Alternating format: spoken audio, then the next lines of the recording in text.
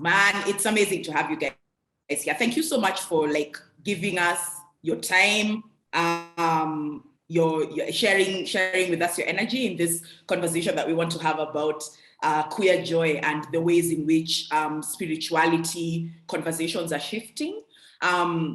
We really wanted to explore beyond kind of traditional the traditional religions that Africans, you know, so your Christianity, your Islam, those sorts of things. We really wanted to kind of go beyond that scope. And Adeola, because of your work in IFA, I was really honored that you decided to be with us for this conversation. And Gray, your spiritual explorations have also been incredible. And it'll be wonderful for you to kind of tell us about that and what that is teaching you in the context of finding room for yourself as a full person, for queer communities, and like kind of where you can see that going with regard to the possibilities for healing, for joy, particularly for queer people. Like queer people first and then everyone else later. But everybody else can catch up. They can catch up, you know, and it's completely fine. So maybe what we can do is do intros first, and we'll start with you, Gray. So you can tell us your name, what you do, and your particular kind of spiritual work and leanings, and the insights. Yeah, like just as an intro, and then Adeola can do the same thing. I'm so glad to see both. Okay, thank you so much for having me. I'm just like so excited to be here and even to be participating in this conversation. I go by Gray and pronouns they, them, or she, her, whichever. The work that I'm involved in right now by profession, I'm a birth worker. So specifically, I'm a pregnancy, labor, and childbirth doula. So I help people, pregnant people, birthing people, just, you know, transition through that journey. And what I do is that I provide them with emotional, physical, and information support. I'm a creative consultant. I love helping people just achieve their vision in the spaces of writing and music and more recently film. And as in terms of the other work that I do, I love calling myself a culture worker because I absolutely love music. So I have a community of people that I collaborate with. Every couple of weeks we get together, listen to music, and just talk about how that music is affecting our worldview. It's also affecting our view of ourselves and just how we interact with art in general. Spiritually, I don't know if I would say that I have any kind of, you know, like this is the work that I'm doing, you know, or like a specific, what would be called like a specific ministry as such. But I believe that the work that I'm doing in community, both in helping people get out of fear-based mindsets in the spaces of birth, in the spaces of creativity, and now in the space of culture as well. I feel like that is almost like my spiritual work because that's where I bring my energy. So yeah, that's me. Oh, that's so beautiful to share space with you, Gray. Thank you for sharing. I am Adeola Aderemi. I go by she, her pronoun. You can call me Adeola. People call me Adeola because they can't be bothered to say my name properly. I am a creative. Somebody just challenged me when I said I'm a consultant, but like, no, you're a creative entrepreneur because I am a scholar, I am a creative, I do policy analysis, I am a certified yoga therapist focusing specifically on healing and trauma survivors. I have worked extensively with refugees around sexual violence and displaced people in Europe, and currently working with institutions to get a proper policy that represent queer people in Europe who are coming from the continent. So displaced queer people who are here in Europe and working specifically around also gender justice for women in Europe, which is really weird because I'm an African woman. I work when it comes to creativity. I do quite a lot of things. Somebody said I am an artist because I am a curator, but I also do film, so I create my own film. I'm also a photographer, so I call myself a creative conjurer of things, of places, and of people. So I create things that, because I believe that as a person that we are all creative and we create different things, whether it's our academic work or our spiritual work, it's all creating with the universe and creating with the knowledge that we have at hand.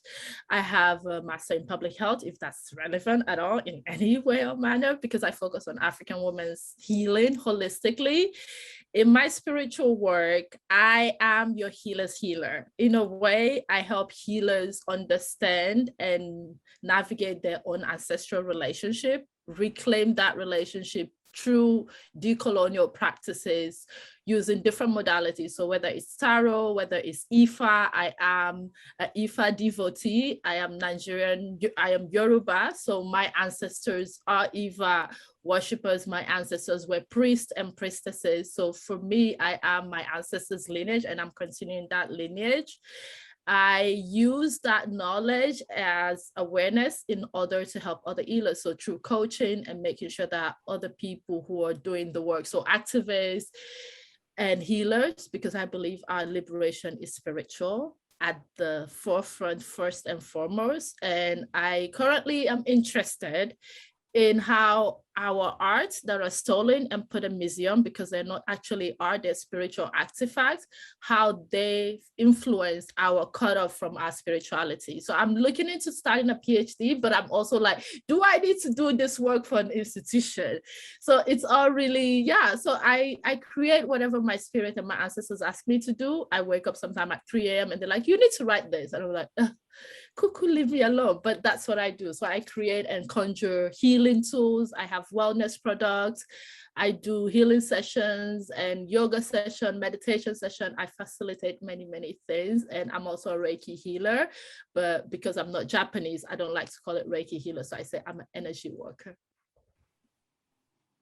I mean, I think it's been really beautiful hearing kind of the places that your work immediately kind of has intersection points. And one of them, I guess, and we'll talk about them as they come.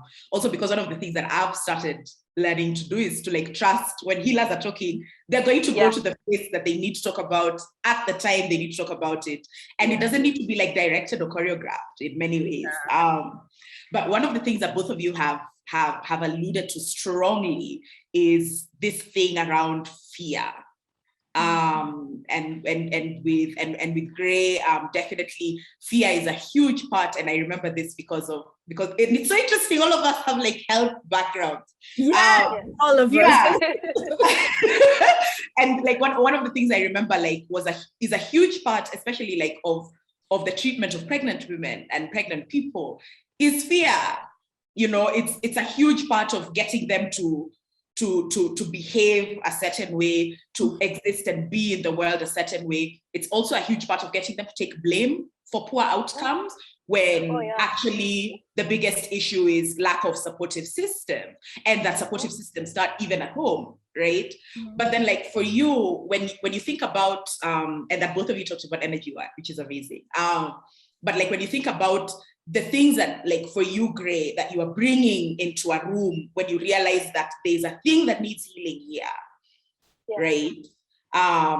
Could you talk about that? And it would be wonderful to hear also from Adeola once you're done, Gray, thinking about like the things that you feel when you enter into a room, that and you're like, there's a thing that needs healing here. So like there's that, they're recognizing it.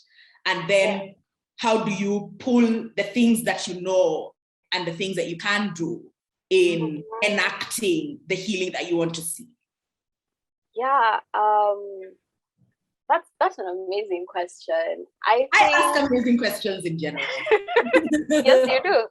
I think there's especially in the spaces of birth, people don't really realize that they're carrying so much trauma in their bodies. And there has been kind of, especially when you look at colonial systems, what has really happened in the past is that there's been fragmentation of the person, such that you feel there's this idea that the things that happen to you emotionally don't have any effect on the physical body, or the things that happen to you physically don't have an effect on your spirit. And I feel like, especially when for me with doula work, the way it usually goes is that we have a couple of meetings first before the birth itself. That's an ideal, because that helps you also understand the environment that this person is coming from, both the physical, emotional, and now even sometimes spiritual environment. And it's really interesting. The work that I always feel is my work to do is to bring peace into the room whenever I'm there, such that there's always reconciliation between maybe either the birthing partner, if they have like a partner that's going to be supporting them, such that there's so much, it's like the communication is so streamlined that even the energy that is coming into that room is so focused on this beautiful thing that's about to happen, and that is bringing forth this child into the world. And I feel like a lot of people there's many ways to do that work. There's the information that you can share, there's the words that you use, words of affirmation, there's the touch that you can use. And I think that's been one of the most amazing bits of my journey in this work, is just seeing how much touch can really affect someone in that space, and how it brings them, they can calm down, they're happy, like someone is literally, like they're having contractions and they're smiling. I'm like, okay, wow, this is like really powerful work. So that's what I would say from my end. Yeah. Thank you so much, Gray. Adela, what is, because I know the things that Gray is speaking about is bringing up stuff for you, so it would be great to hear that first, even before like going back to my question. Yeah, exactly, because Gray was talking about touch, and I can't, like, in all of my work, I've been in this field for like healing people for the past 10 years, and I know that touching people is one of the most powerful things to do. When in 2015, I was working at a refugee center, and I had like women coming from different parts of the world, even women I don't speak the same language with. And when we would sit and because we do like yoga, but a trauma-informed yoga and trauma-sensitive yoga, and I always invite them to touch each other, to connect with each other. And there are tears always coming out, because there's so many things that can't be said, whether because of language barrier, whether because they're too afraid to say it. Because when you are, and I want to say this clearly, I always say this when I enter any room or any institution that wants to work with me, that essentially we're all traumatized, because capitalism is a trauma and we live in trauma.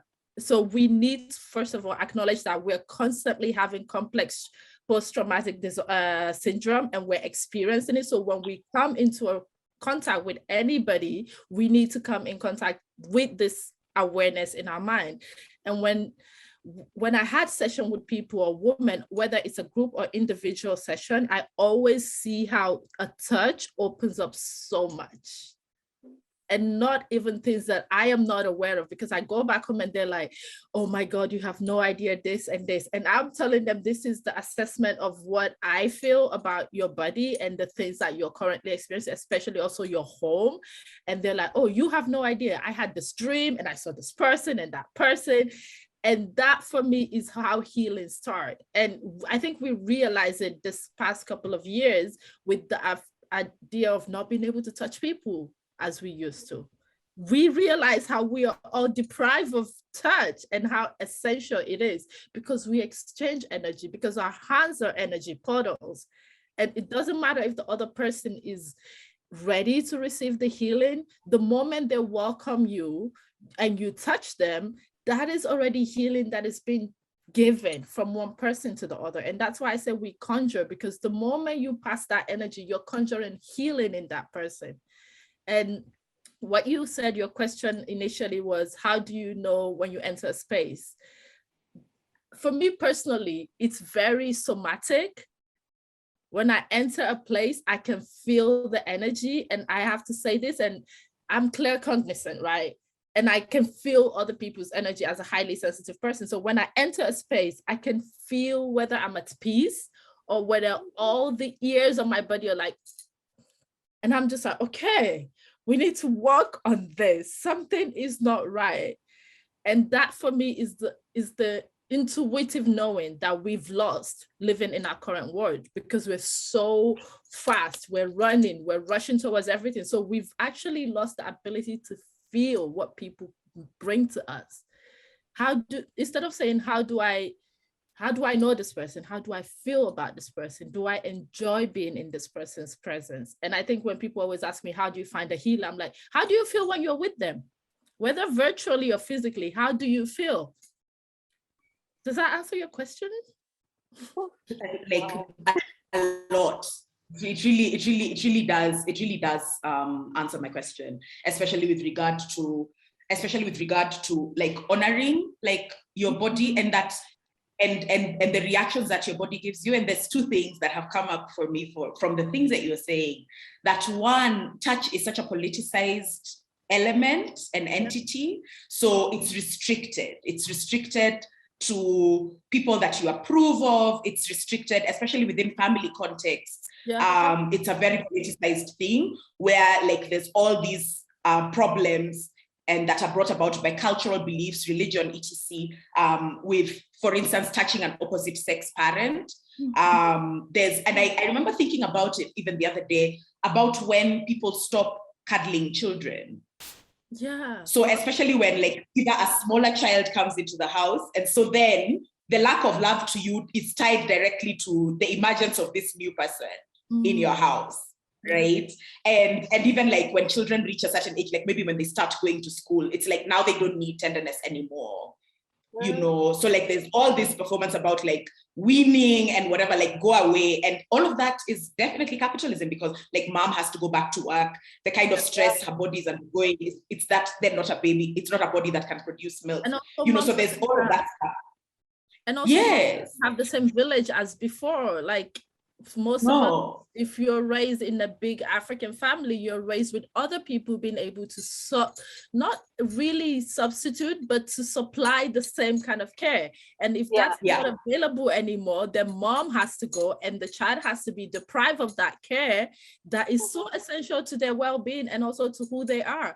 And I think I was speaking to someone about the fact that in my family, for example, when I go home, my parents will really hug every day. Like every morning there's a huge hug.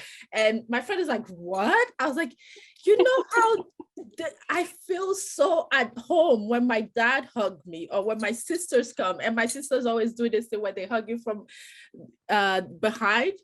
And I'm like, oh, and then hold on a bit more because it's necessary, because I've missed the human touch that is my family. And a lot of people, and also I want to put this in context of trauma, right? A lot, especially when it comes to like for queer people, there is this then provoke and politicize, as you said, touch from people that you don't want, because they perceive your body as open and ready, because they perceive your body as, well, I should have access to it because I perform sexuality in the way that is okay. So I'm gonna hold you and touch you inappropriately. And that's also traumatic, because you're out here trying to live your best life and somebody's out here trying to touch you inappropriately because they have been conditioned that it's okay to violently touch you. So touch is very politicized, but also and my work is around queer African reclaiming that, touching ourselves, being in love with each other without having to make it sexual, but make it healing, because that's the healing that we need. I took this question away. That's really beautiful. No. I feel like remember the thing that we said about healers going where they need to go. Yeah. I really wanted to talk about that, and especially because that was another thing that I had wanted to say, that the sexualization of touch has meant that people can only access touch within a sexual relationship. And then now when you come to sexual relationships, there's the ones that are non-committed sexual relationships and the committed ones. And that find tenderness, there's this idea that you have to be in a committed one because the non-committed ones can't be tender, they can't be gentle, they can't be kind, because everybody is performing the non-commitment. Yeah. Right.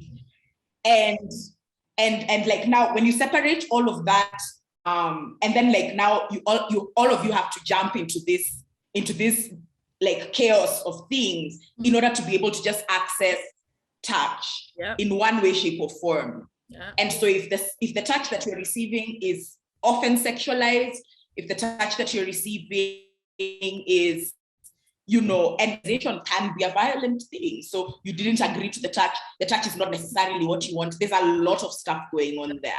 And so like maybe Adela, you could tell us something about like that thing about that being able to touch one another, but it's not having to be sexual, and that's not the only queer contact that people can have. Yeah. And I think I want to place this in the context of, in the queer community, we say chosen family, right? Mm-hmm. These are people you feel at home with. These are people you enjoy being with. These are people you love. So if you call these people chosen family, everything within that should be tender and centered around gentleness, around being supple and having ease. And because we are radical beings, I believe all queer people are radical beings. So we have to project a different image of tenderness and care. And I believe if you're building any kind of like community that is chosen, you create the rules. And the rules, the fundamental rule should be tenderness. The fundamental rule should be care. The fundamental rule should be the access to be able to touch and be touched without this becoming a sexual thing. And I think the one person that said it perfectly is Bell Hooks, that talked about platonic love that is tender. As a Greek person, I always say love that is agape love, not eros love. You don't have to fuck each other every time. You just want someone to feel at home. I mean, do all of that if that's what you want, but you want to have a space and a person that is a person of peace, that bring peace to you. Like I was mentioning earlier about my family, me going home, and my partner learning this, like being touched alone and being able to just say, hey, breathe with me while I hold you. It changes everything. And if you think about it, we are going, and I want to focus on the queer people because we're going through so much in society that we need to create a container. So the way to create a container is to talk, communicate your needs. It's okay to be like, I need to be hugged every day. I'm sorry, but I need you to give me a very tight hug every day that I see you, because we are here for a while and we are here with so much opposition. So why not create that safety for each other? And it's also like in Yoruba culture, in Ifa, it's seen as a spiritual way to also transfer energy to each other, right? Like being able to touch someone. So like when I was growing up, my grandmother's like, don't let anybody touch your head, because the head is the most powerful part of our body, is connected to your destiny, is connected to your ancestors. So if you love someone, that's the only person you're allowed to touch you. So why not welcome that instead of starving ourselves, especially as queer people? And I think about when I meet other queer people, I feel very at peace to touch them. But I, of course, with consent to be like, hey, can I give you a hug? Of course. And there was an event I was doing and it was like a lot of people and like, you're all welcome for a hug because it's centered around healing and I know people are going to cry. And one thing I always do is set the room so that the expectation is you're welcome for a hug. If you want to get a hug, you're welcome. If you want someone to touch your hand, you're welcome. And in settings where you create, and I think maybe Gray has the same, in settings where you want to create peace, where you want to create ease, especially with queer people, it's a good thing to start like that. To open the invitation, because that's the thing we miss as human, is a lot of people that touch us are not invited to touch us. Yeah, that is it.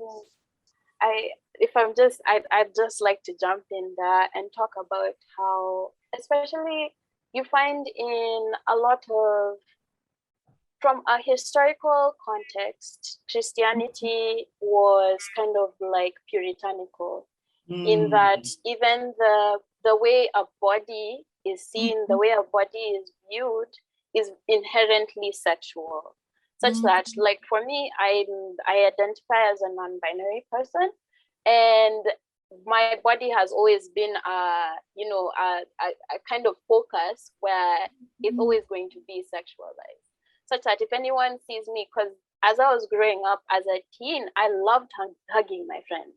Like I would see them, I wouldn't care. I just want to hug you because I'm so happy to see you. And I can remember at some point I was kind of like told that, now you need to stop hugging boys because, that kind of, there's something there, and, you don't want to start, all that. And I think it immediately poisons so many of your interactions with people. Yeah. And it immediately just brings, and in a space where things should be, like even if things will be romantic between you and whoever you choose, it brings such a transactional kind of air to that relationship of touch, where it's like, if I'm touching you, it's because I'm trying to get something from you. I'm not touching you because I love you. I'm touching you because it gives me some kind of, like I'm getting off on it. Yeah. And I think it's been really difficult now, even growing older and beginning to now kind of like deconstructing that view of my body as a sexual object, and coming to the space of understanding that even in the friendships that I share, and even in my faith, that but by the time we are touching one another, then I'm not looking at you from the point of, the reconciliation that I'm bringing, especially now in queer spaces, is that I'm not seeing you according to, like this idea that people have, where it's like my body is literally just for reproductive labor. But now I want us to come together and commune in a space where the only thing I owe you is love. And that's because we actually have a love relationship between us. Yeah. That's really beautiful. Right. About, like these depths of love, and like remembering how in this kind of capitalistic, heteropatriarchal context that we're in, love is commodified. It becomes currency. Yeah. And that the violence that people undergo in order to kind of access it, or access a thing that is performing loveness, you know? Performing loveness, that's the perfect word to it. And it's also be sold back to you to be like, you need to love yourself before anybody loves you. If you don't love yourself, no. It's like, excuse you. That's the essence of community. Community should love you and help you find yourself to love yourself, not the other way around. And I don't know if Adeola, you've read the CARE manifesto, but it's something that I read towards something that the Africa is it done by Jen something? I have no idea. I can't remember the name of the author. Not sure because it might be different people. Yeah. But it's basically one of the phrases that I got from there. The author, or rather the collective of people that wrote it, they talk about promiscuous care. And they were talking about how we've created a world where I can't expect that a stranger is going to offer me kindness. And it's because like I don't know you, so I don't, just this idea of I don't know anyone, anything. And I think it's also now coming to like our spiritual, especially now with the individualistic, now for me, from a Christian standpoint, it's come from that individualistic point of view where it's just me and God. Me, I just show up and, I pray and I do the right thing. I don't really need to, care what all of y'all are going through, but me and God are all right. Yeah, and it's so always just your salvation, not everybody else. And so people are so happy, and I think that's why it's even made so many how I would say conventional Christians so upset seeing queer Christians existing, because they want to create that scarcity. They want to create this idea that us guys, oh my God. yes, exactly. Us guys have God and us guys have love, and y'all do not. Y'all are the ones that are, kind of like you're destined to exist outside of community. Yeah. And it's been really weaponized. It's been really weaponized that now even thinking about the idea of being promiscuous with my care and having communities, not only now in terms of like families and now neighbors, but having nations and, just like on a global level, what does promiscuous care look like? It just blew my mind. So yeah. It's so interesting you were saying, and I don't want to be controversial at all, but I think the most violent group of controversies follow you, please. Just embrace them. Yes, sadly, unfortunately, I'm gonna embrace it. I think that there is no more violent group of people than Christians. It's so violent. It's so degrading and dehumanizing in the way they see other humans. It's if you don't believe in my God, then you're going to hell. Wait a minute. How did we get there? What is going on? And it's the notion of I am better. And isn't that also like a bit of whiteness to say I am better than you because I believe in this God that is he and his son, and I'm like, I believe in a God that created the universe and the earth, and I believe in the community of the Orishas, and I believe in my ancestors. Why are you like, you're in isolation, but I'm here in a kinship, I'm here in a community of people who hold me together. And I always tell people, if you think about your ancestors, it's not just your grandma that died 2 years ago, it's not your great grandpa, it's the entire lineage that started. Imagine a gazillion of people rooting for you, wanting you to thrive, wanting you to succeed. It changes your mentality. It changes the way you even present yourself. When you move into the world knowing that there is a collective that want you to succeed and thrive, the way you move in the world is different. You don't care about other people going to hell because all you care about is elevating your lineage and continuing to be part of that community and giving back to it. And when I see Christian, it's always like, oh, you don't believe in God, you're going to hell. It's like, it's a very fear-based kind of like incentive, and it's very colonial in the way that it's telling you literally, I'm going to separate you not only from your community and like this idea of eternal life, but even the life that you're going to live here, it has to be lived by such white standards and such detached standards that this is how we are going to make it. This is literally how this faith looks. And I think for me, in my experience, it's really funny. I grew up in a very typically African Pentecostal home where this is how, like everything is done. And as I was getting into my teens, I got very much into now, like Christianity, religion, and I went even deeper into it that I eventually became very proficient or knowledgeable in a very white, very violent kind of Christianity. Because I was like, yes, this is holiness. This is who I've become, like I'm really gonna ace this thing. Like by the time people are getting into great first class. By the time people are getting into heaven, I will be among the first people because of how much I know and that kind of thing. And so at around 18, I experienced actually not 18, like towards now the beginning of my 20s, I experienced now a detaching of community because kind of like a relationship ended and it kind of like crumbled all the community that I had at that point, who are people that I shared the same beliefs with and that kind of thing. And I guess the jolting of that community also now made me take a look at, wait, what is this that I believe? I'm saying I believe it, but it's also now, it's coming to work death in me, such that I already feel so detached, even as I'm on earth, and I'm saying I'm a person who knows God.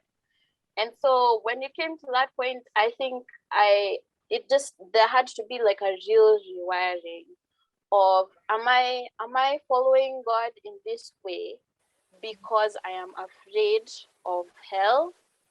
Or am I coming to God out of a place of understanding that God is love and I want to live within love? Like, that's how my understanding has been since that point. And so now, even when we begin talking about, it's really interesting as a Christian, you know, there's portions of scripture that people really don't like to touch, or they use them for their own agendas. And one of my really favorite scriptures is when Christ is talking about God being the God of the living and not of the dead. And so people come and, you know, like they come and they're really just having a conversation with him where they're trying to, you know, like trip him up in words. And he's asking, okay, fine, you have this idea of who God is to like Abraham and Jacob and Isaac, and you think that he is a God of the dead, and yet God is the God of the living. And then you go on to something like Hebrews, where it talks about having a great cloud of witnesses who are always kind of like rooting for you, even as you're on this. I've actually always felt like that is a verse about ancestors. Yes. Like it is not about anything else. I might be kicked out. I might be kicked out of church for saying this, but like I've always felt like there's so many people who have known God in my lineage. And for me, because especially like, you know, I keep thinking of this Jomo Kenyatta quote where he says, oh yeah, you know, when the colonizers came over, you know, we had the land, and then they taught us to pray and we closed our eyes, and when we opened our eyes, we had the Bible and they had the land. It's a very good exchange, eh? I feel like in a way he didn't really grasp the fullness of what we lost when the colonizers did what they did, because we didn't just lose, you know, like in terms of like our lands weren't stolen, and that's not just what was stolen, but even our spiritual, you know, like interfaces. Such that even if right now, because there are Christian communities that have existed outside of colonialism, thinking about the Orthodox congregations, especially the Ethiopian one and the Russian one. But I feel like there's now for us, there's been so much that has been erased and so much that has been taken away, such that by the time we're even thinking, for me as a Christian, when I start thinking of ancestors, it's almost like it's forbidden because that's not okay. But I think, yeah, in my practice, I've become, you know, it's very encouraging. Just like you're saying, there's a lineage I'm coming from. And while they're very, you know, like you can definitely have some very interesting and negative characters in your lineage, but there are also people who actually did have, you know, like this relationship with God as love. Yeah. And I want to feel, definitely, out of the billion people that you come from, there are people that are good. Exactly. Like that. I actually want to talk about like conditionality, because both of you have kind of brought it up in the things that you've been saying. Gray, you talked about a relationship ending and that relationship being so deeply conditional to the love and community you are receiving, right? And you've also mentioned, and Adela has as well, with regard to like ancestors, of course, like all human beings being a mixed bag, right? And so like when I bring us back to the context of queerness and queer people consistently experiencing deep violence at the hands of family. So with regard to engaging with ancestors, for people who, like your own family has thrown you out, like the people who, maybe your mother, your father, your immediate aunts, those people have visited violence upon you, right? For you, Adola, in your practice, and I'll come back to Gray, but you, Adola, in your practice, how do people who have been thrown away by the people that they consider family find refuge in an idea of kinship by blood when all they have experienced in that context is violent, you know? Okay. I love using, I've never used this example, so this is like an exclusive. My birth mom has never been in my life ever. It's a deliberate choice that she made, and I don't know this woman, and it's okay, right? So when I start doing ancestral work, I know, and this happened when my grandmother died, I start connecting more to my ancestors, because essentially she taught me to connect to the ancestors without even telling me. Like, she would talk about the fact that I have her mother's name, and I have my father's great grandmother's face and eyes, because I always thought I looked like my grandmother. She's like, oh, if you see the picture, and then she'll bring the pictures out. And I always think about how Yoruba houses are very funny. And I think somebody was talking about it on Twitter. They will say they're Christian or Muslim, but they will also go to all the Orishas festival. They will also name their children after Orisha. It's like, because our spirituality is so intertwined with our culture, I think that's what preserves a lot of Yoruba spiritual, Ifa cosmology and Yoruba spirituality. So when my grandmother would talk about family, and when we get sick, the way she would literally put herbs together and do everything, or when you're not feeling well, homesick, she would just like, okay, let's go here and pick everything and just like put things together. And I remember that when she passed away, before I was told she passed away, she was in my room. Like, I was miles and oceans away, but she was in my room. And I always, so from that moment, when I do ancestral work, I always like start back, and then I had question and conversation with elders in my family, of course, and they're like, yeah, so you're the great grandmother, that's you. And because our family practices, I also ask questions from priests and do like all of the work that I needed to start doing for this practice. And I remember one time, so imagine I'm only conversating and talking and working with my father's ancestors, right? And one time I had a dream of my great grandmother from my mother's side, the people I've never spoken to ever. Like, I don't know you guys, leave me alone, coming to me and telling me things that I need to do to heal me from that relationship with my mother. Wow. And that's the thing. And it's very interesting, because when I talk to queer people or people who have been violated in their family, that there are ancestors who are seeing this, who want you to heal, who want to heal you. And that's the essence. And the benefit also of doing ancestral work is immerse the relationship in this present time, that you don't have to, but it protects you from those people. And it protects you from those traumas that you're currently expressing in a way. Like, I think my maternal lineage, like my mother's lineage, are more protective of me now when they reach out to me. And I was like, okay, I guess, okay, whatever. But I literally walk into a room, and one healer told me, she's like, oh my God, what is going on? You have strong women really behind you and next to you. And there's this story, like when I lived with someone else who was a practitioner and tried to enter my room, right? This person couldn't enter my room because my room was blocked to them.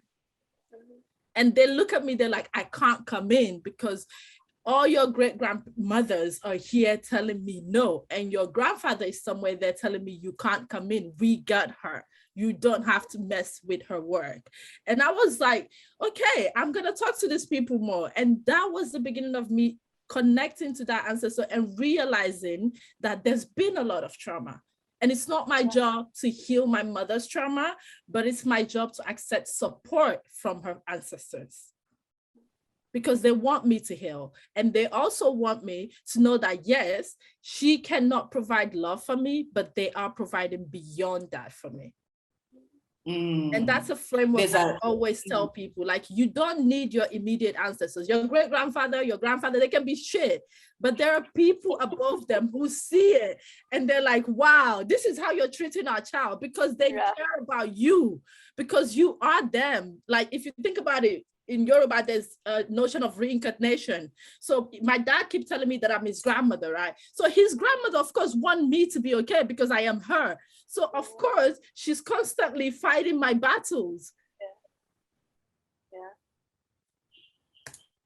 I really love the way you've said that. And I think one of the things that, and we talked about it tangentially, especially as regards like the violent of like compulsory nuclear families, Yeah. right?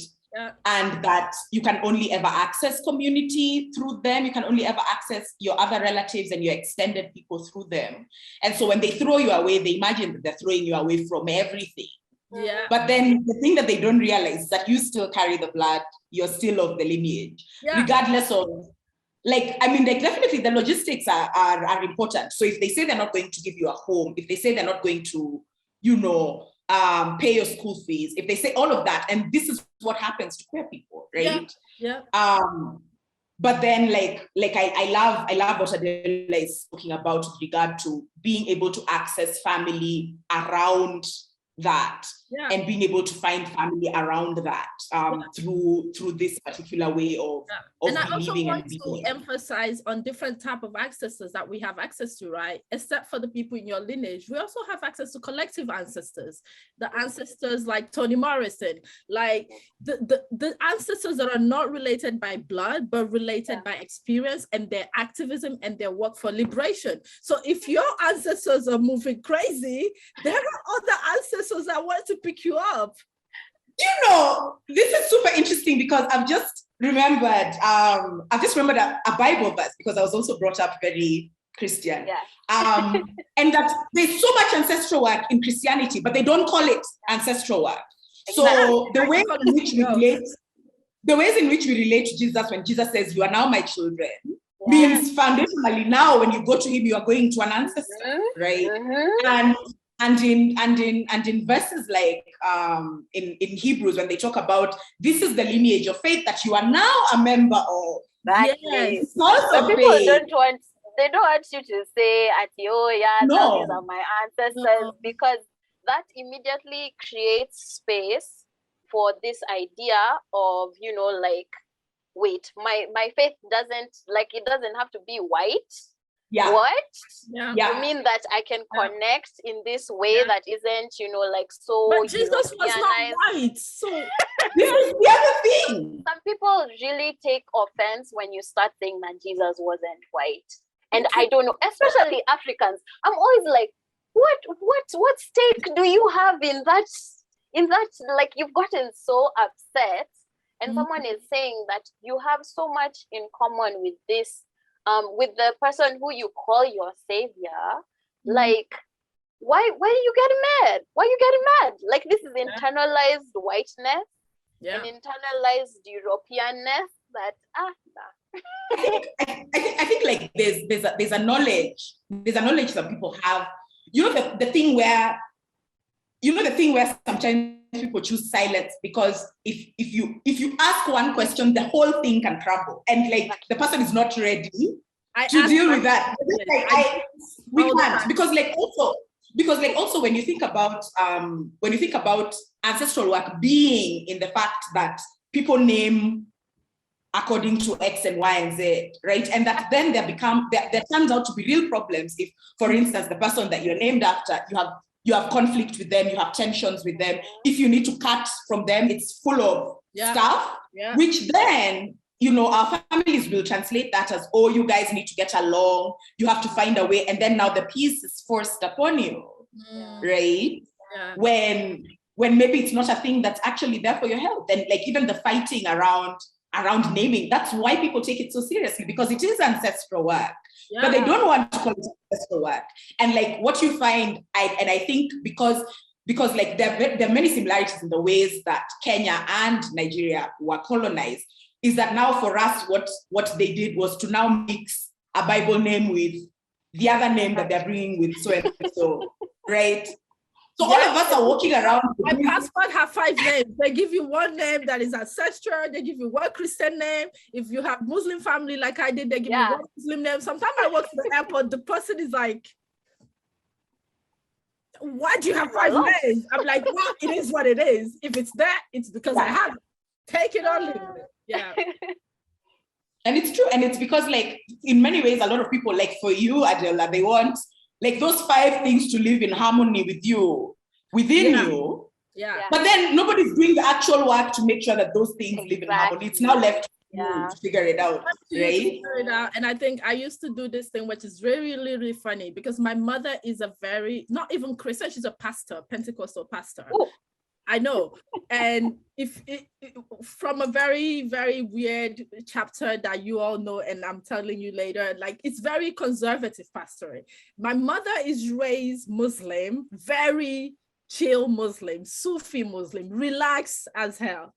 And of course, she grew up in the house where they literally they're like the custodian of an Orisha. So she knows all the rights and how to do things. So when I start having questions, the way I approach my mother is to say to her, this is an academic work and I need to know about my lineage.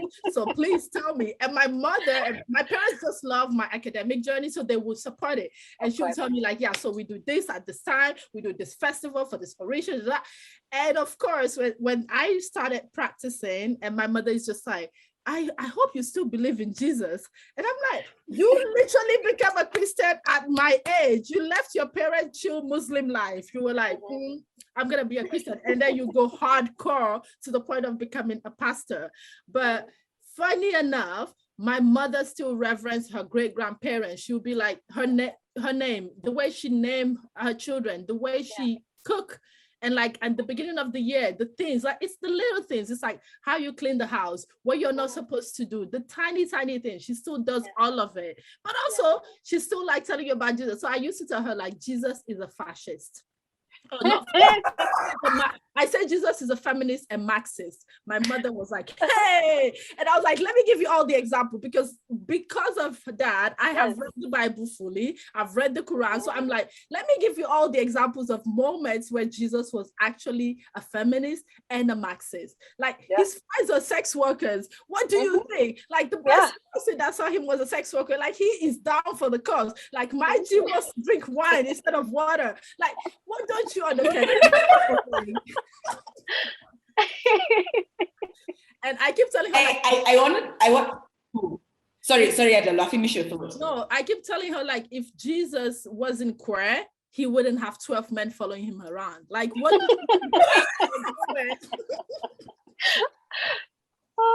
Like, they were working around, traveling around, doing nothing in their 30s. Like, these men are young, please. They should have been home, like married with wives. If they wanted to be straight, but we all know they're not. It's a coven of LGBT folks. I'm very happy with this story. Very, very happy. Adela, I want to talk about community healing and the ways in which like, because each individual person comes in with their own, and I love the way you put it, complex PTSD that everybody's actually kind of living with. And I think there's a lot of increasing knowledge about how deeply traumatized everyone is all the time. You know, like we're all following like all these therapists on Instagram and Twitter and coming across like articles, and then like you read and they're describing dysfunction and you're like, but wait, it's me they're talking about. Then you're like, I actually can't deal with this today. Let me just go take a shower. I just, you know, but I do want to talk about but I do want to talk about the kind of very specific woundedness and the ways in which it can join and when queer people gather, because different people are suffering from different things. Yeah. And that sometimes, because community is as a place of refuge where people are feeling safe, that stuff will come up because it is a given. It won't come up if people are not feeling safe. So if you're in a context where everybody's like behaving properly, it's not a safe space. It's not, because then this stuff is right. It's not coming up. And I wanted to ask both you and Gray, and maybe let's start with Gray.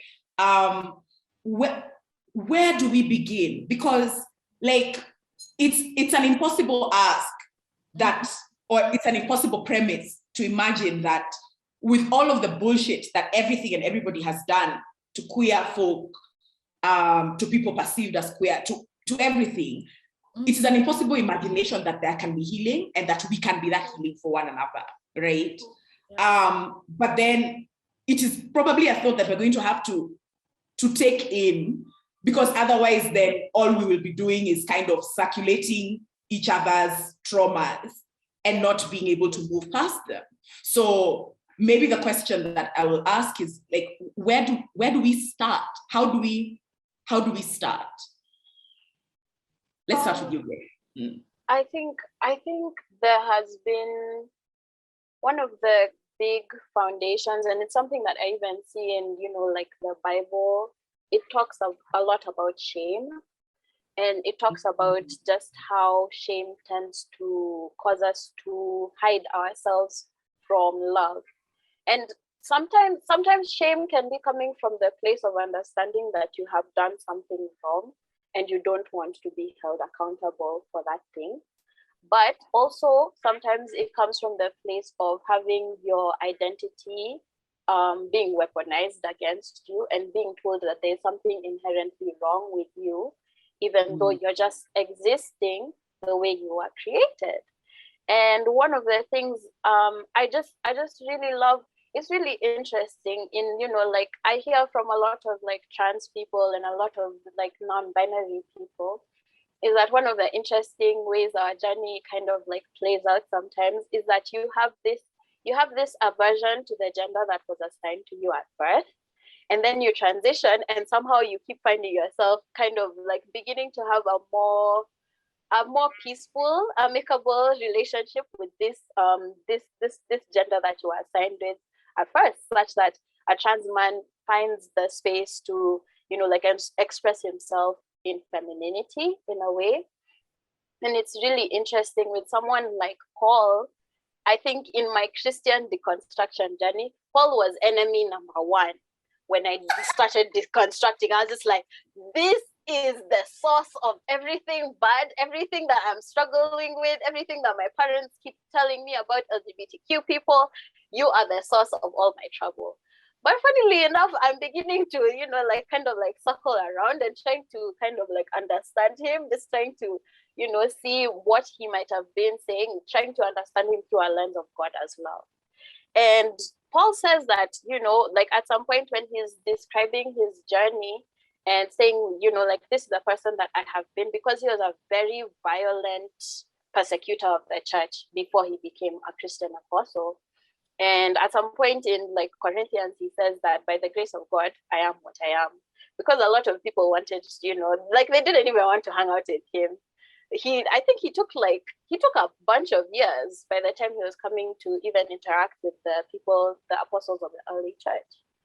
And so now for me, when I think about my journey as a queer Christian, a lot of the time, I just have to tell people, by the grace of God, I am what I am. And you might want to kick me out. You might want to, say that I am not allowed to be in this space, but I'm choosing to shed shame because I know I am accepted. And I'm choosing to understand that I am accepted.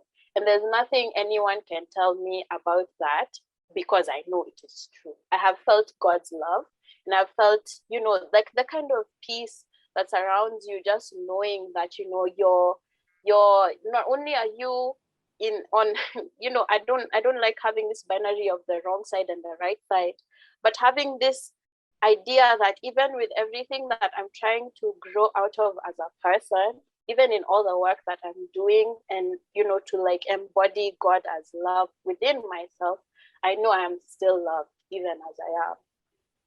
And so now there's this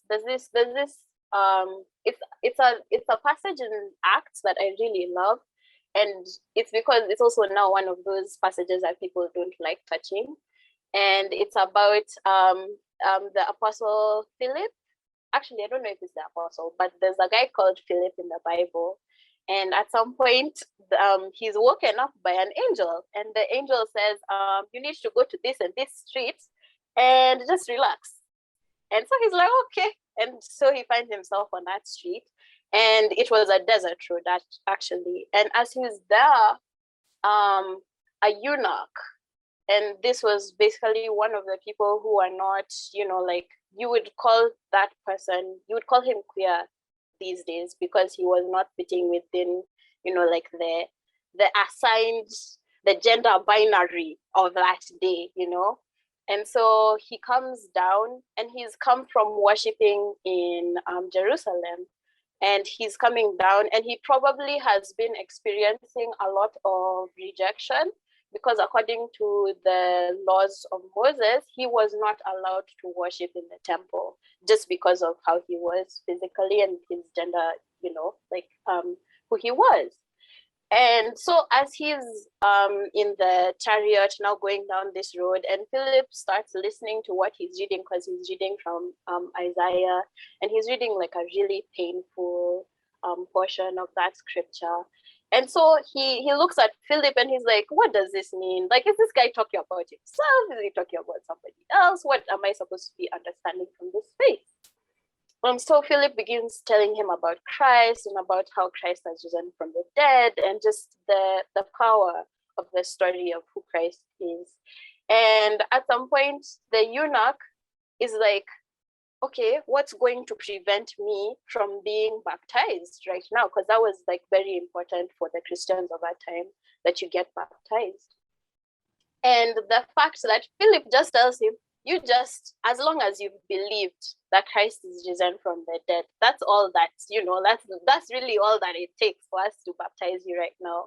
And I feel like the people in the church right now who are adding onto what queer people need to be accepted, and queer people are asking, what is stopping me from being baptized? What is stopping me from being in community with other Christians?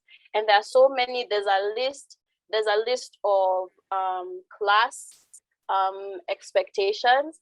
There's a list of non-messiness, like respectability politics, where you have to look nice, you have to be neat by the time you're coming into church. I have never had like respectability being described as non-messiness. That's because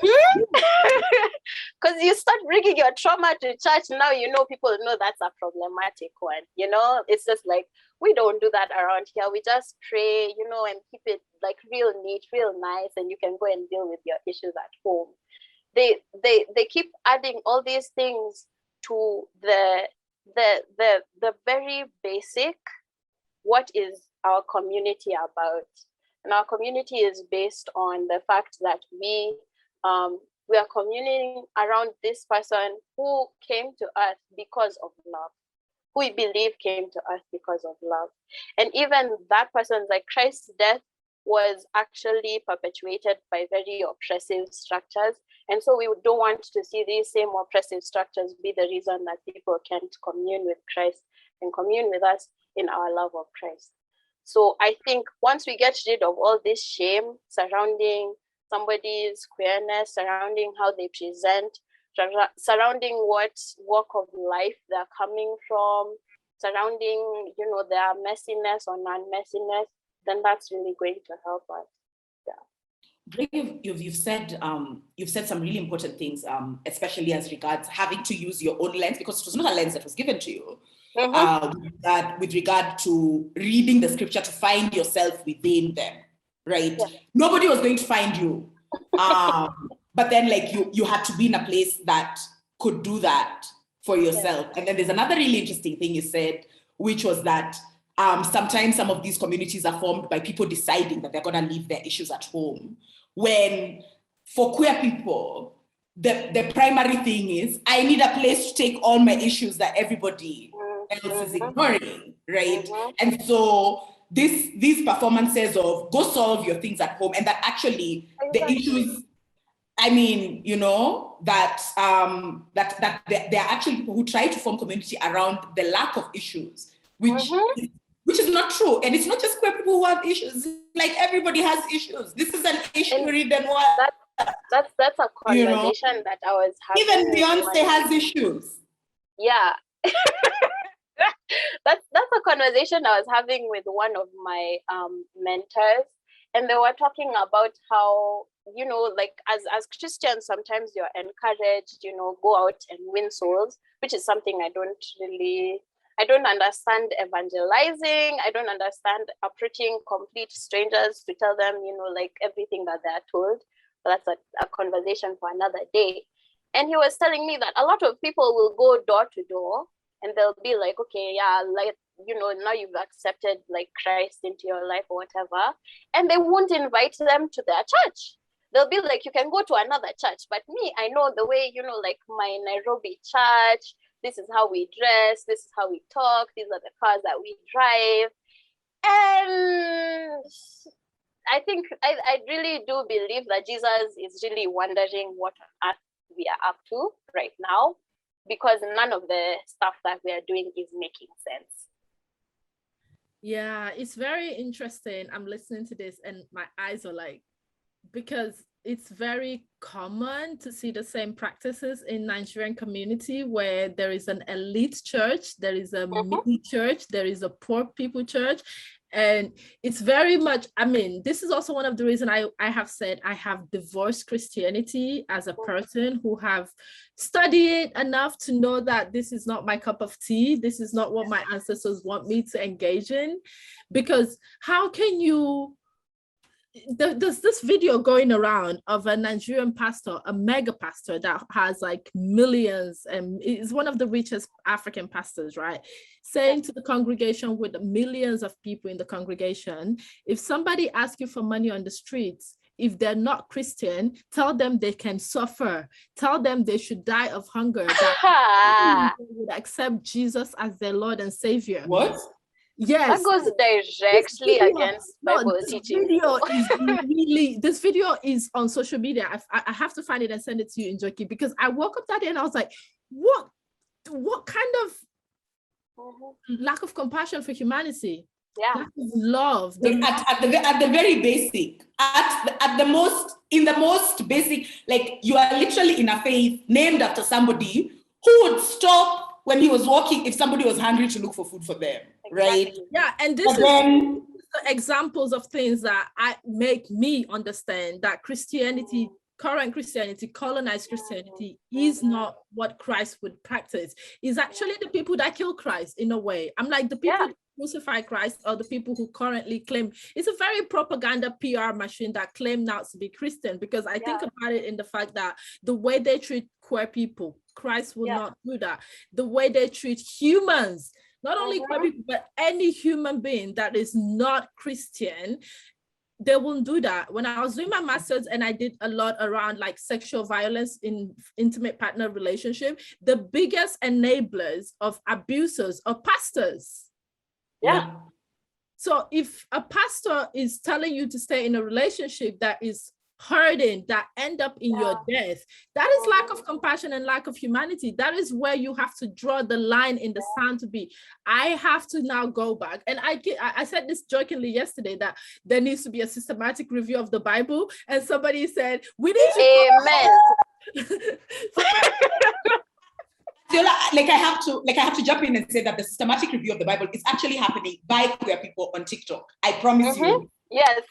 I promise you. Because like I'm always like scrolling, like TikTok is addictive. And like my For You page always brings me like all these like people, queer people who studied theology, and then they could be practicing Christians, others are not. And they're very deliberate about saying, so this is my distance or lack thereof from the whatever. And then there's all these people who've studied like Aramaic, all the ancient languages. And then they talk about word translation. They talk about, this is the place in history where the decision was made to translate this word as this and not this. The King James Bible in particular. And I'm like, I can't believe TikTok for like just spouting like master's level history like this. I love this. And they talk about the King James version.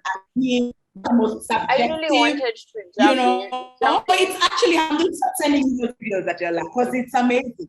Yeah, that's really amazing. And it's a necessary piece of history that we need to hold on to, because as someone who speaks Greek, when I read the New Testament, I'm always shocked about the English translation, because I'm like, word do not transfer. This translation does not, it's very biased. There is a reason, there is an agenda about and you can see it from different translation of the Bible, right? You can see the New King James, the New Testament, the different versions of the Bible are different in context. Like they have the same ethos, but they're very different in the way the words are chosen. And as someone who believes in language is a tool for enslavement, is a tool to weaponize people, and the Bible knows how to do that really well, especially the King James Version, really know how to weaponize the Bible to make people and to shame people. And one of the biggest thing that we, as Gray was saying earlier, about how do we start to build healing community and healing circle, we need to unlearn shame. We need to take shame out of the room. The moment shame is in the room, there cannot be healing, because we are all human, and things have been done to us, but also we've done things to other people, because it's a circle that continues and we're a loop. So if one part of the loop is broken, we are all broken. And I think the moment we start thinking like that, we start holding people together. When we do healing circles, because I host a lot of healing circles, the one thing that starts is you don't come in alone. You come in with your ancestors, you come in with your soul family. We venerate the collective ancestors that we know their politics align with our politics, and we remove shame from the room. And I think shame is one of the biggest colonial leftover for all queer Africans, because the notion that there are no queer people in our history is a lie. Yes. The notion that there are no trans people in our history, a lie. The notion that our ancestors were straight, a lie. The notion that all our ancestors only love women or men, a lie. The notion that all our ancestors are one thing or the other, a lie. The Orishas are an essence, they are energy. So if something is energy and an essence, then it's both. And every one of us as African or wherever we are coming from, we carry that essence. So we are not just a feminine or a masculine presence, we're an integration of both. So if we understand that you cannot allow people to tell you who you are, because you know who you are, because every time someone tries to tell you who you are, they always tell you a projection of what they expect you to perform. And that is when you give your power away. And that is when they violently take it and give you shame. When they give you shame, they want you to be sorry. They want you to apologize for being loved, being able to appreciate and love other people, being able to hold space. There is something about healing circles that is more about holding space for others to show up, to heal. And that inherently triggers your own healing. And I think when it comes to healing with queer people specifically, I say the most healing thing is our joy, is our learning to be, to not do, but just be. Just be, whether it's being with family, whether it's being with your chosen people, whether it's being with the people that support you like mentors. And it's always like, when I look at this all new age spirituality, it's always fake, because it's always like, you have to do it. It's not about, we have to do it together. We need to go together. We need a collective together. And there's something about venerating ancestors that we are not allowed to do because of shame. Because we're like, oh, what will people think of me if I start talking to my ancestors? What will people think of me if I say I feel the room energy is off? Because what would people think of me if I say I see something? So like, I have a friend who is a seer, and I know this person, when we walk into a room, they're not just seeing what is visible, they're seeing everything else. And when they're like, interesting, I trust them. And I move away from there. I'm like, I feel like, oh, thank you. And that's the thing, because in their experience, because they also grew up Christian, they've always been shamed for that. They've always been told, it's all in your head. You are crazy. You don't see anything. There's nothing there. Whereas there is something there. There is always something there, because we are spirit. And I think the moment we unlearn shame, we also unlearn the fact that we're just this physical body, because this is our home, this is our current container, but it doesn't exist alone. There is something bigger and powerful in it that carries us. And that's also like why we have to accept and come to terms with the fact that we're fully human, but we're also fully divine. And the moment you know that you're fully divine, you hold on to that knowing and continue to move from that space. Nobody can shame you. Even when you try to shame yourself, you unlearn it, because we also have been conditioned. There's a lot of unlearning, relearning that needs to happen in our psyche as a community, but also in joy. Sometimes we see someone happy and we're angry. Why? Embrace it. Be happy for them. Yeah. I wanted to jump in and say something about what, especially that pastor thing, and how he was saying that you shouldn't give people money, especially if they're not Christian. It reminds me of this portion, and this, like, we've been having conversation, especially with my parents, surrounding queerness, because I felt like it's, I think especially one of my responsibilities existing in a Christian space is to make sure that I'm leaving every space more safe for a queer person, because there has been so much targeted persecution and so much targeted harm from the Christian community towards LGBTQ plus persons, that I've just realized that this is one of the things that I must do.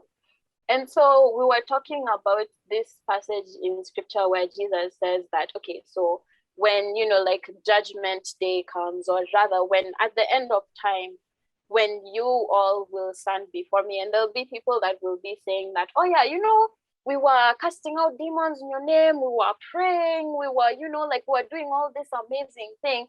And Jesus was saying that I'm going to say, go away, I don't know you. Because number one, when I was hungry, you didn't feed me. When I was naked, you didn't clothe me. When I was in prison, you didn't come and visit me. And I've always, like, when I was younger, I used to find it so interesting. Why those, that's very specific criteria, in terms of how we're supposed to be engaging in care with other people. But now being on this side and, like, having my politics, having grown and everything, it's just so interesting how people want to attach Christianity to being spiritual bullies, to be honest, to, like, the kind of ways that they're hurting people. And Jesus himself is there like, okay, y'all, I'm seeing a lot of hungry people, especially right now with, like, the way with COVID and that kind of thing. I'm seeing a lot of unclothed people, where these people, the way that you would like them to be supported even within society, you're not supporting them. And I'm seeing a lot of oppressed people as far as policing goes, and as far as, just carceral systems are concerned. And yeah, I think there's a whole, when you're talking about the systematic review of scripture, I'm here for it. I'm still here for it. The thing that both of you have talked about with regard to the systematic review has reminded me that we also perhaps don't know who translated like Bibles and like hymn books and all of that stuff into local languages, and it's very possibly that was white-led, right?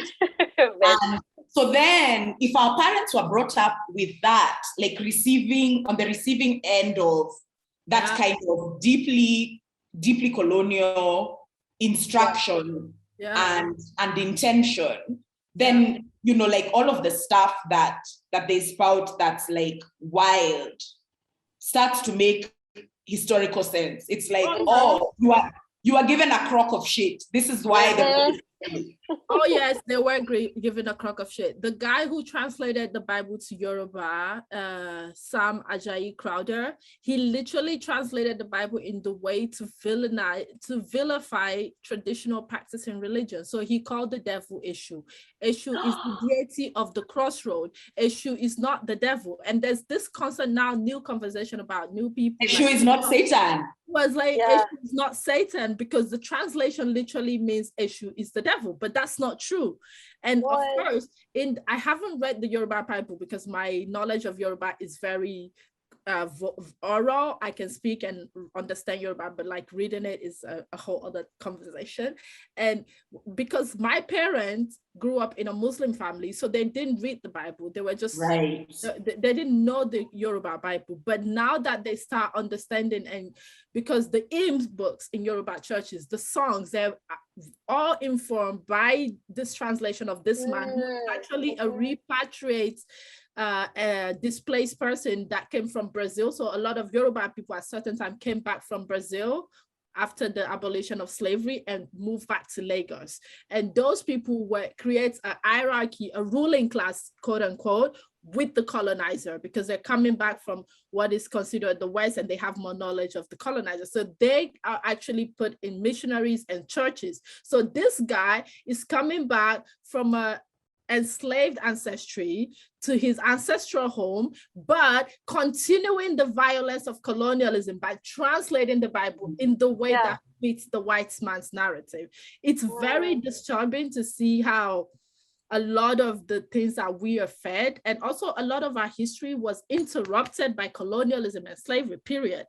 And now it's our job to relearn our history in a way, and also know what we can take and what we don't take from these people. Like whenever I talk to my parents, I always come with a lens of, this was the most colonized generation of Nigeria, because they were literally born during that era and their education was informed from that. So when I talk to them, I'm like, I take it easy with them, because I'm like, it's not really your fault. With a grain of salt. Yeah, like it's not really your fault. Half of the things you're telling me is really your education is colonial. Like my education is colonial, but I had the privilege of challenging it at some point, but you didn't have any part to challenge it.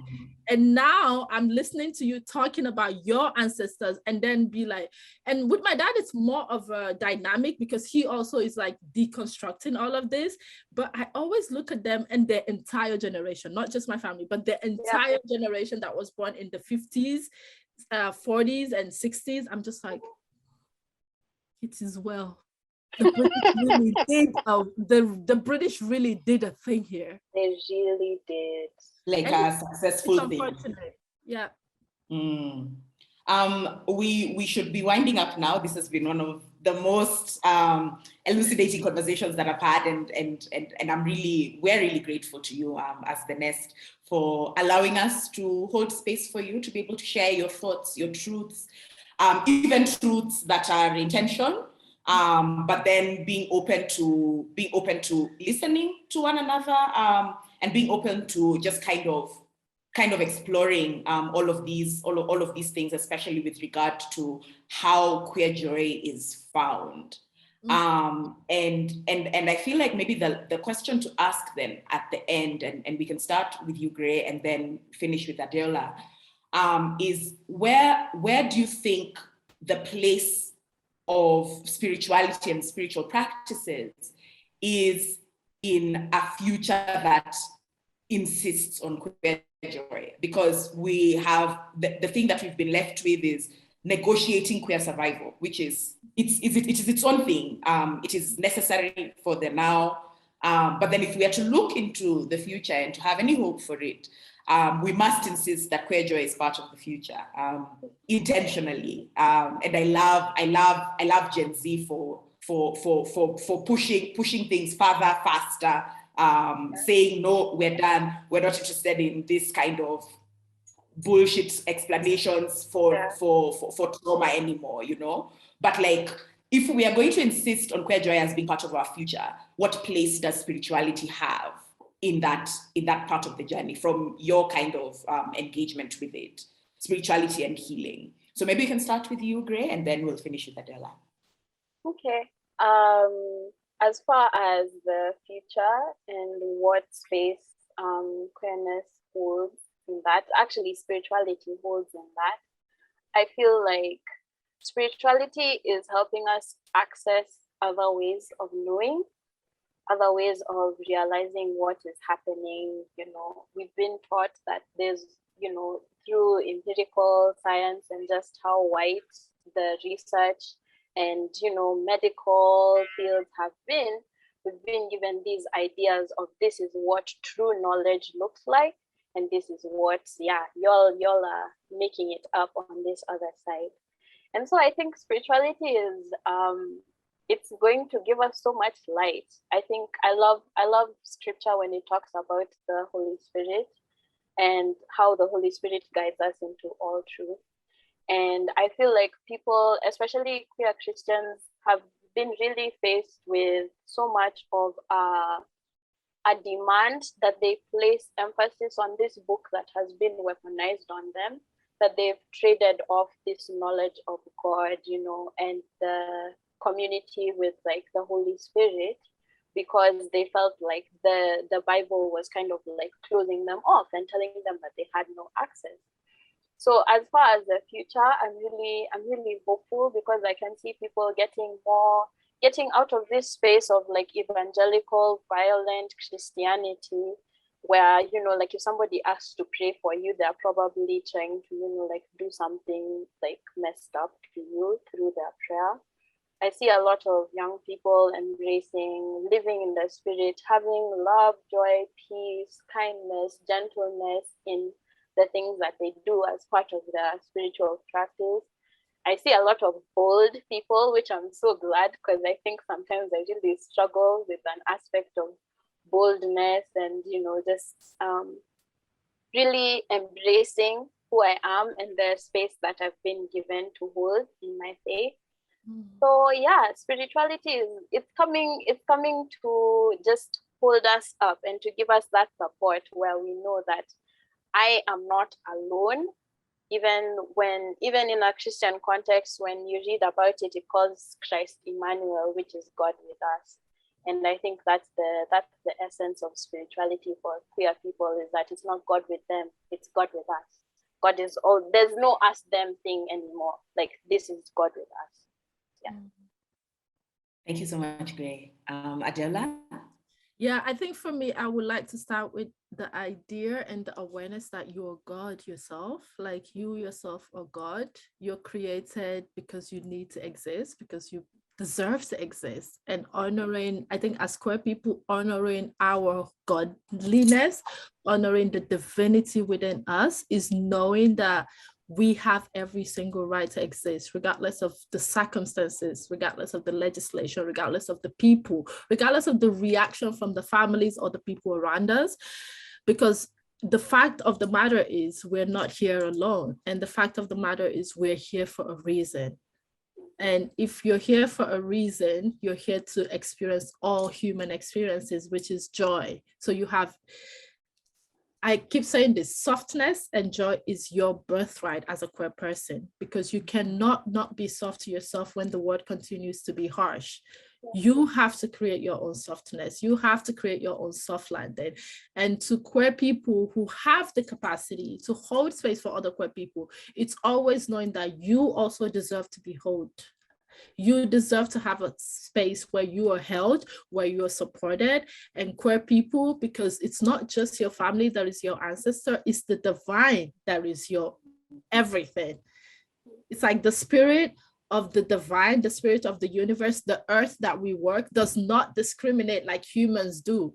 Humans are the most violent thing to work this earth, but we even love each other. So if we love each other, imagine how the world loves you as a queer person. And the essence of queer community is to create that space, to reaffirm ourselves, to affirm ourselves of our necessity to be here, of our essence to be here, of our essence to be, period.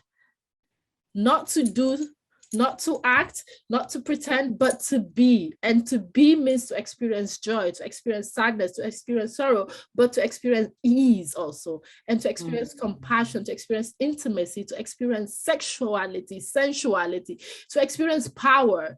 Because power has been weaponized against us doesn't mean we don't have power. We have to reclaim the power of our own godliness. In Yoruba culture, we say something about your head is your God. So if you walk around carrying your God with you, then you have to take that power back. You have to embrace, actually not just take it back because it's always been there. It's to embrace it and stand in that power, to know that in a world that continues to dehumanize you, you are human. In a world that wants you to not exist, you exist, and you will continue to exist because your essence is forever. Your energy will live forever, and you deserve to live forever. Whatever and wherever people are saying does not determine who you are. You determine who you are, not from a motivational speech, but from the fact that you carry God on your head. And you don't just carry only the God that people want you to fear. The God that you are is not a fear God. It's not a jealous God. It's not a crazy God. It's not God that wants you to die. It's a God that loves you because it's you. You love you. If you love you, then you are God. And I always tell queer people, the one thing you can do for yourself is to revel in your queerness.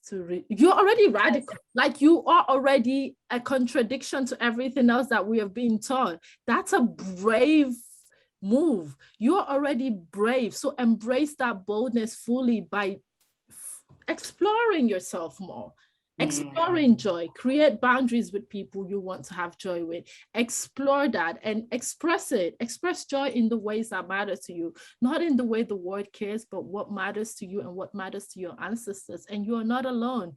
Think about every time you wake up, there are millions and millions of ancestral spirit who want you to live a good life. Thank you so much, Adeola. This conversation has been amazing. And thank you. I don't have any other words for it except thanks. Thank you for going where your heart led you. Thank you for speaking your truth. And thank you for sharing with each other and with me and with us as the Nest, this beautiful space about healing and with specific regard to queer joy. Yeah, thank you for the space. Thank you. And of course, thank you for creating spaces for queer Africans. I think we are the revolution. We are revolution because we create the space for each other and we hold each other in love, but also in transparency and in accountability. So thank you. Thank you so much. You're welcome.